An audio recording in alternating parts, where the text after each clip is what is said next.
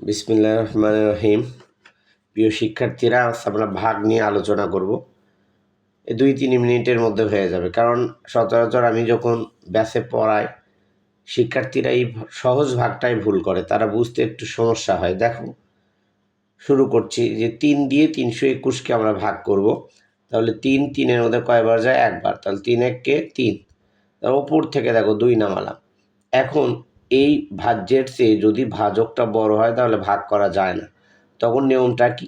এখনকার বইয়ে পঞ্চম শ্রেণীর যে নিয়ম বা যে এখনকার প্রাথমিকের বইয়ের যে নিয়ম, তখন তোমাদের কি করতে হবে? ওই যে আমরা ছোটোবেলায় শিখেছিলাম যে 3 গুণন 0 সমান 0, ওই নিয়ম ফলো করা লাগবে।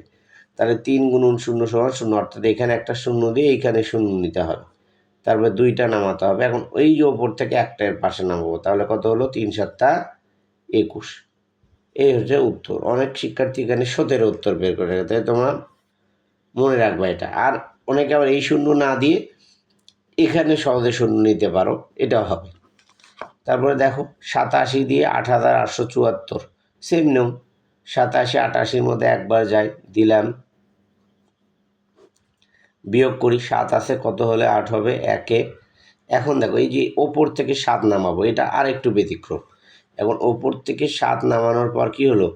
এই ভাজ্যটা ভাজকের চেয়ে ছোট হলো, তাহলে যাবে না। তাহলে নিয়ম কি? পূর্বের মতো, এখানে একটা শূন্য দিব, শূন্য দিব, শূন্য গুণ, অর্থাৎ এই শূন্য দিলাম, শূন্য গুণ শূন্য। এখন 17 আবার নামাও। এইবার ওপর থেকে 4টা নামা নিয়ে আসি, তাহলে কয়বার দেবো? দেখো 2 বার। 7 দুগুণ 14, 4 হাতে থাকে 1, 8 দুগুণ 16, 1 17। এই যে উত্তর হলো 102। তারপরে 4 নাম্বার দেখো, 4-1-কে 4। যেহেতু 4-4-এর মধ্যে যায়, তাহলে একবারই দিতে হবে। একবার পুরোটাকে একবারে করা উচিত নয়।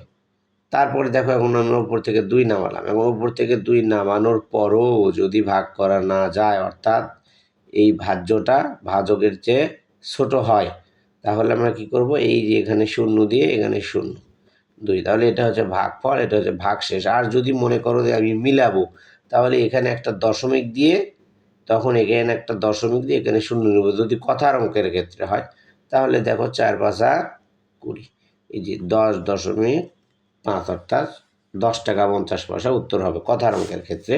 আর সাধারণ অঙ্কের ক্ষেত্রে ভাগশেষ রাখতে হবে। এবার পরেরটাতে যাই, 8-1-কে 8, 1 নেমে নিয়ে আসলাম, যায় না। তাহলে 8 দিয়ে 1-কে যায় না। এখন কী করবো ভাবতেছি, তাহলে বুঝতে নেবো যে শূন্য গুণ শূন্যই, কারণ ওই যে ওপর থেকে, মনে রাখবা উপর থেকে নামানোর পর, তাহলে এই যে 1, তার মানে এটা ভাগ ফল, এটা ভাগশেষ। কথার অঙ্ক হলে দশমিক দিয়ে শূন্য নিয়ে তারপরে মিলানো পর্যন্ত শূন্য নিয়ে নিয়ে মিলাতে হবে।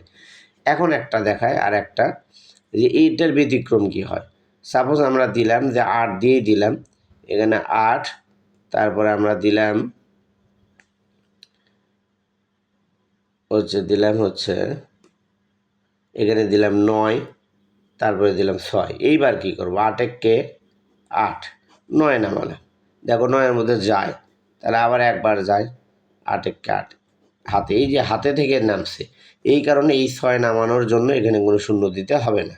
এবার 8 দুগুণ 16। শুধু ব্যতিক্রম এই 4টে অঙ্ক বা এই ধরনের অঙ্কের ক্ষেত্রে তোমাদের সমস্যা। তো আমার মনে হয় এবার আর কারো কোনো সমস্যা থাকবে না ইনশাল্লাহ। তোমরা এটা দেখে শিখে নিতে পারো। খোদা হাফেজ।